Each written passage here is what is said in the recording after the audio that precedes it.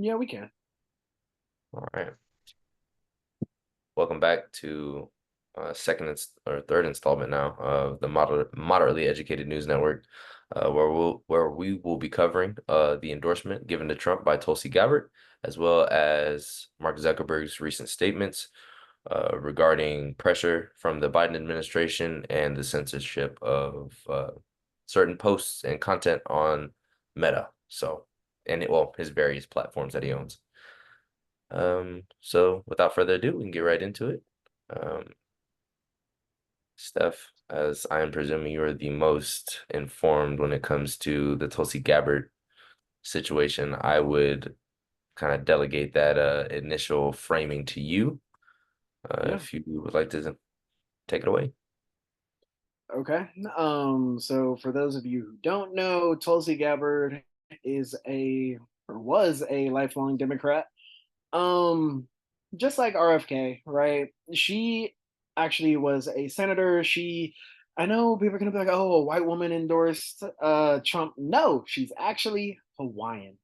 Ah, so if you call her white, you call the rock white. Doesn't work. She's a person of color, technically. So she ended up endorsing Donald Trump, and she once again has been a lifelong Democrat. She's actually the same Democrat who got Kamala Harris to drop out of the presidential race back in 2020, when she was trying to be the nominee. She was actually Kamala's the first one to drop out. Nobody really wanted her. Nobody cared for her. After Tulsi exposed her in her record as far as putting 1,500 plus black men in jail on minor weed offenses, and then laughing about it when asked if she smoked, and then also hiding evidence from somebody or that would have basically freed somebody that's on death row. So that's a little bit about Tulsi and what she did to Kamala and that background there, right? So Tulsi has a lot of credibility. So Tulsi ended up leaving the Democratic Party because she is like, okay, same thing to what RFK said, right? RFK Jr. They said they didn't feel even though people love them, that the party would propel them like they do anybody else that they have to have up there. Like Bernie in popularity was way more popular than Joe Biden. Joe Biden getting that nomination, kind of suspect. But Tulsi felt the same way, so she decided to be an independent. And in being independent, she kind of went straight away from politics a little bit, but she came back. If you don't know, she's a member of the National Guard actively. She's still actively serving. So that's something that a lot of people don't know. But she came out and endorsed President Trump, citing that she believed that his foreign policy would be the best as far as keeping us out of wars and ending the wars that currently exist. And she felt he would be better for the economy and the people, as opposed to what we're dealing now with, quote unquote, Bidenomics. So that's why Tulsi did what she did, and Trump does have that track record of having no wars as president. So yeah, that's a little bit of background on her and situation. Anybody want to give their initial thoughts?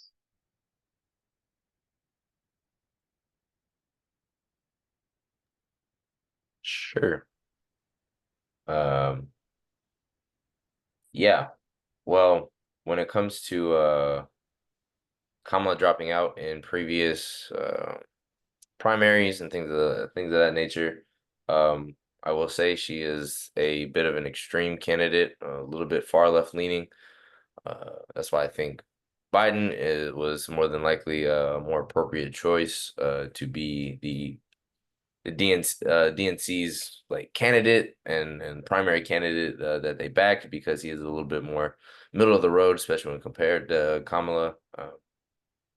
When it comes to the endorsement, that's great that she received an endorsement. You can still be white and be from Hawaii. I will also add that. I did some looking into. Yeah. I'd be curious as to if the not too familiar with the what Tulsi Gabbard exposed on Kamala, but if that was the case, if there wasn't a legal justification to do so, if it was tampering with evidence, why we don't see Kamala, of course, being being charged with anything or, foul play or disbarment or anything like that. I'd be curious about the outcomes there. Not to say that it didn't happen, but I'm more so interested in like a court's finding outcomes and whether they ruled it as like a legitimate legal process or what the deal was there. Because there are plenty of instances where there is exonerating evidence of things, but unfortunately, due to their admissibility in the legal system, either can't be used for defense or you also have it work in ways where a cop clearly finds evidence of a crime, but obtains so through an illegal search and seizure, where this evidence would be inadmissible and therefore wouldn't be considered, although it's the truth. So, like I said, I wouldn't cast too much judgment there initially, especially if there was no wrongdoing found.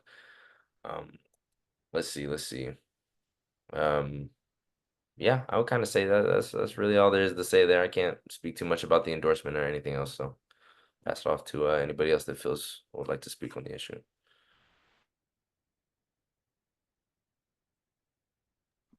Just to get like clarification, so Tulsi, she endorsed Kamala now? No, she endorsed Oh, Trump. oh, she endorsed with Trump. Okay, but So she you have was an two independent. lifelong. Well, she was a lifelong Democrat. She Mhm. recently became an independent and left the party. Oh, okay, okay, I'm So with you you. have two lifelong Democrats Okay, who left the party, one of which has historical family history synonymous with the Democratic Party and RFK, yeah, and one of the more popular Democratic candidates in Tulsi Gabbard. Both of them left the party. Well, RFK didn't technically leave the party, but he's running as an independent currently. But Tulsi just outright left the party, and both of them endorsed Trump. okay, And RFK Jr. teased that there is more Democrats, lifelong Democrats, that are going to do the same.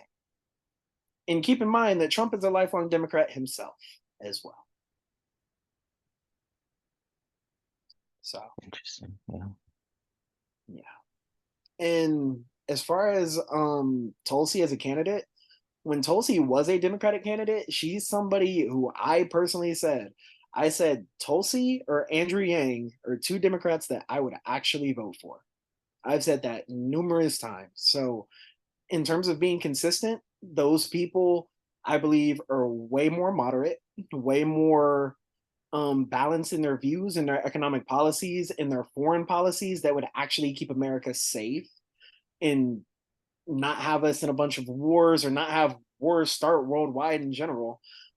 Because those things can be prevented, if I'm being frank. And to be honest, I don't know how old Elijah is, but I know for us, with them raising the age of the draft, I don't know if y'all go over something dumb, but I mean, hey, to each their own, man. To each their own. I'm just trying to age out, man. No World War III till I age out. I ain't trying to die in a foreign country.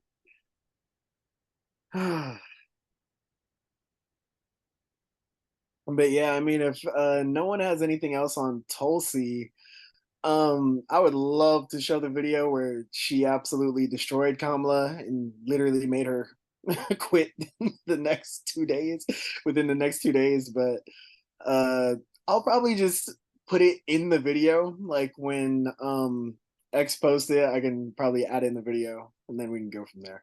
But next topic was Zuckerberg and Facebook. So, Mark Zuckerberg, the CEO of Facebook, came out and said that he was pressured by the Harris Biden administration to essentially censor information that was on the platform, um, such as the Hunter Biden laptop story and things pertaining to COVID. And yeah, so that obviously can affect numerous things in regards to people's awareness of certain health and diseases and how safe they need to be, because what you saw during COVID was a rules for thee and not for me, in my opinion. For example, Gavin Newsom and Nancy Pelosi saying, stay inside your house, don't go anywhere. And then you find Pelosi out getting her hair done in a salon, and you find Newsom with like 12 other people across a long table, no mask or anything. So it's it's one of those things. So, does anybody have their opinions on censorship and basically them being strong armed by the administration to censor?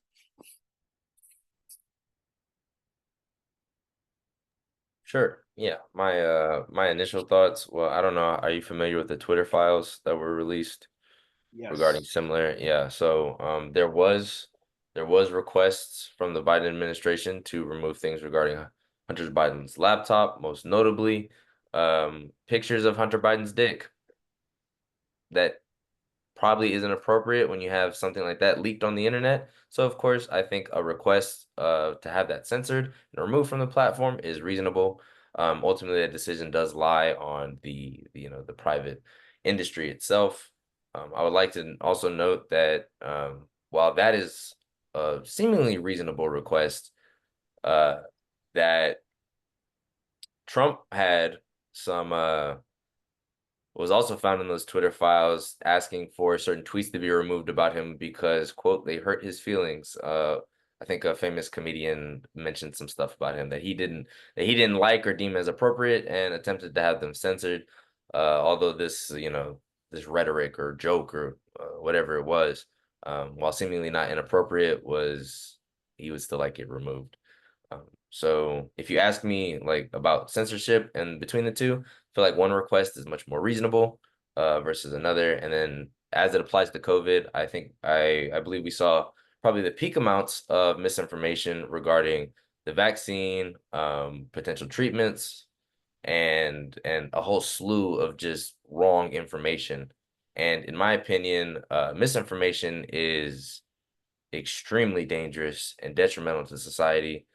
So while I am all for free speech, uh, and I think all of us here are to some degree, lies are not, they should not be tolerated. I think that, and I'm even for, I made a video about this on my YouTube channel. You can go check me out under Xavier Dukes regarding slur usage. I'm okay with full blatant racism. Use slurs as much as you would like. That's your First Amendment right. But lying, manipulation, and things on a public platform that can fool seemingly, a gullible population and all that, I don't agree that these things should be allowed. So uh yeah, I want to say that about sums it up. Okay. Only one thing I want to touch on that you said. So I feel like I agree with you for the most part. I don't like the framing of the reasonable request for the Hunter Biden laptop thing because obviously the picture of his meat was not the only thing that was on that laptop. If we're being intellectually honest, obviously his dealings with foreign dignitaries and receiving money from them was obviously a huge part of that laptop as well, which is exposed to be the truth, which exposed the son as a criminal, which also data has shown would have changed a lot of people's votes had they known the story was true. Um, so that's an important part of it as well, because when Drake got his meat leaked, I didn't see anybody saying anything about censorship at all.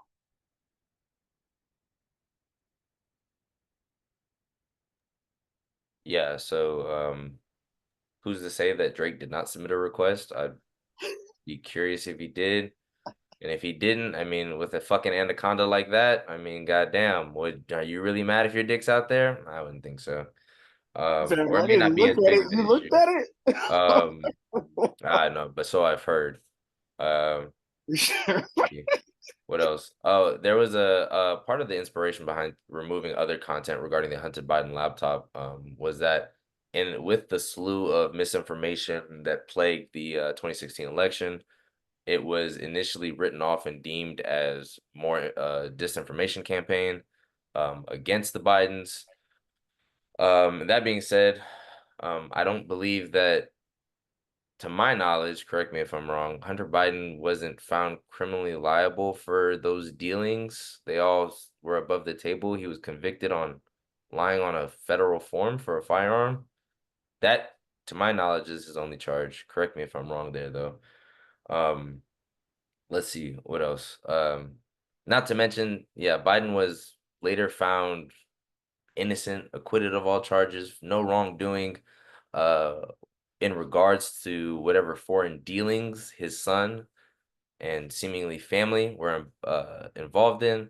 So I think wrongly framing a president and his family as involved in some grand foreign scheme is, well, misinformation. Misconstruing things, although they may be fact, is misinformation.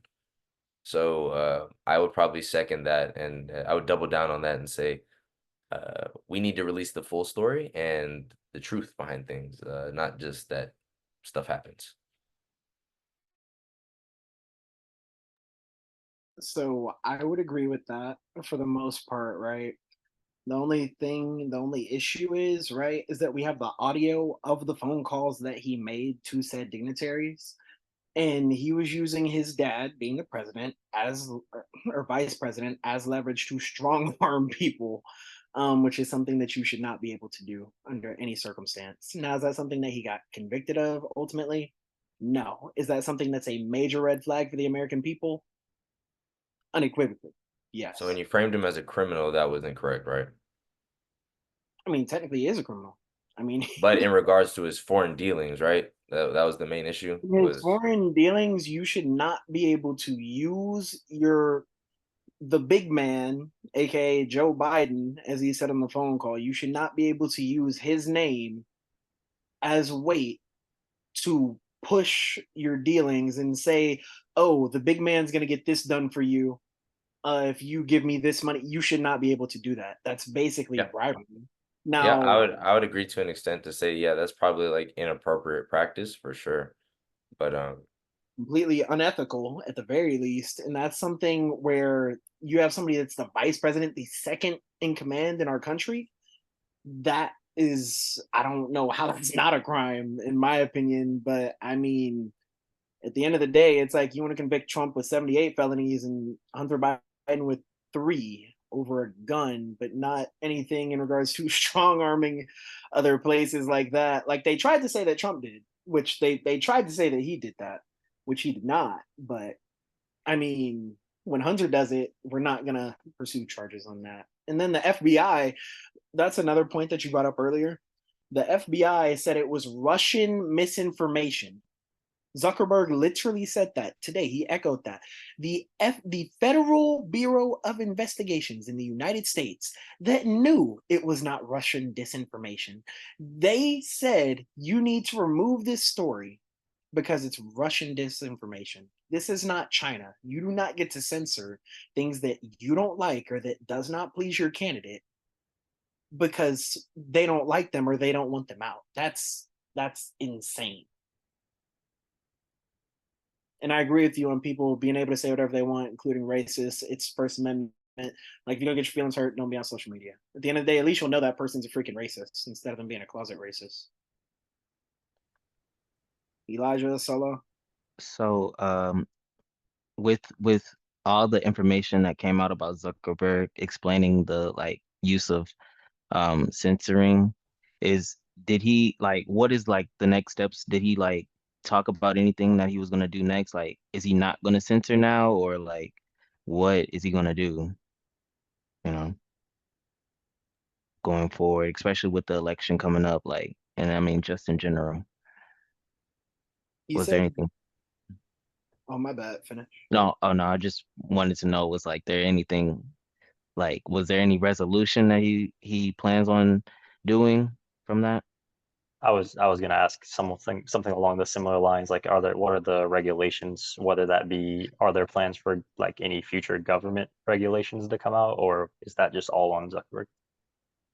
So obviously, social media companies are technically independent platforms, right? Independently owned platforms. They're not um technically they could censor whatever they want technically, but the gray area in it is that so many people get their voices out on there that it's basically considered another part of our speech. So that's why people have issues with it when it comes to the First Amendment, right? But what he said he would do going forward is that he would not do that, because what he would do prior is wait for independent fact checkers to fact check information And then whenever they make a verdict on it, then he would make a decision on the information, remove it, do whatever, or remove it until the fact checkers came back and verified whether it was true or not. In this case, somehow these fact checkers verified that it was false, even though it was true. And then he had it removed that whole time throughout the course of the election. And then after the election was over, it got placed back on there. Notice how that's kind of fishy.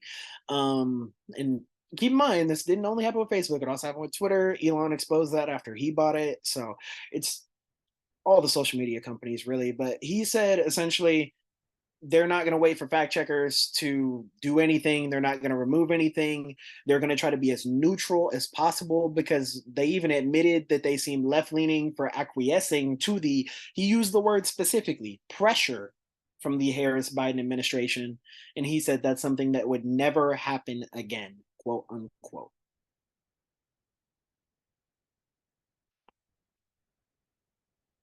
Which, I mean, really, I would hope that would be the case, but we'll see, because money talks, right?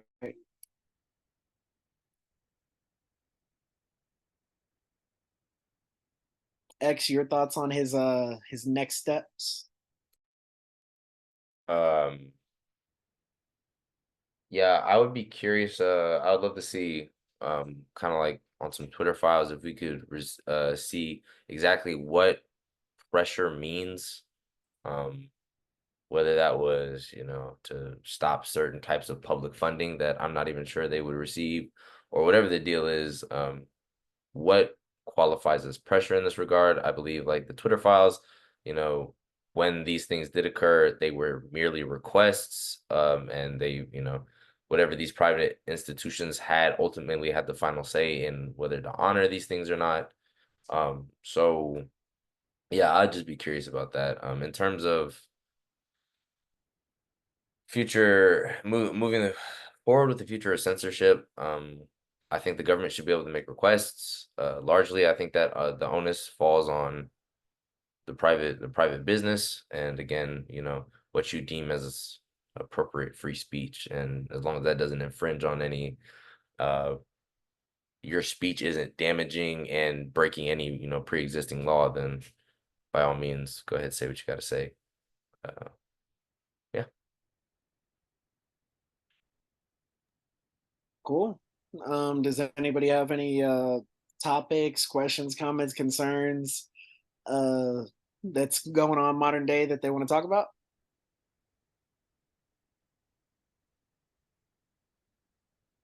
Going once, going twice. Sold. All right. If that's it, hey, we'll go ahead and call it. Appreciate Solo being out here. Appreciate Elijah being out here.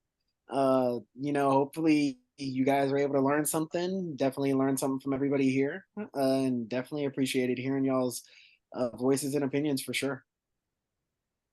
Yeah, most definitely. Thanks for having me. Yeah, thank you for having us on. So, y'all take it easy. Be safe. All right, peace. Take care.